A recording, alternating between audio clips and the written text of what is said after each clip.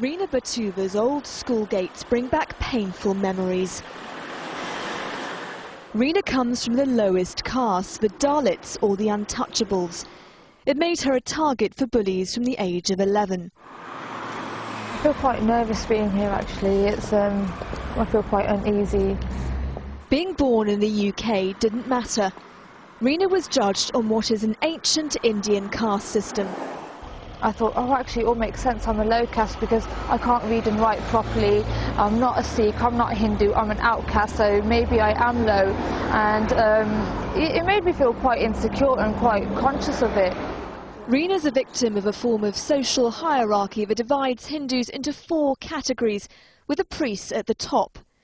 The warriors come next, then the merchants. At the bottom are the unskilled workers. Below that are the untouchables, deemed so low they're not even in the system. For some British Asians, caste is something to be proud of. This record producer calls himself Notorious Jat. Jat is a caste within the Sikh community. His lyrics are all about promoting his caste. If you look at Jats in general, you know, we're very, light-skinned, tall, good-looking features. I don't want to stereotype it in too much though, but just in general, Jats, people get confused with Jats as a caste. We're actually a race. Jay Tarpar's surrounded by Jat schoolmates with views like that. He's a Dalit and told me he's had to lie about his background just to fit in. People say that people of my caste are really dark-skinned and cleaners and that we're so dirty and really unhygienic, when that's totally wrong.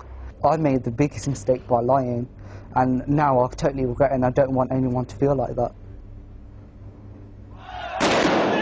In India, caste discrimination may be banned, but the problem's still huge. Dozens of people were killed in violent riots in the last few months. There are Asian groups in the UK who say the issue here just isn't on the same scale.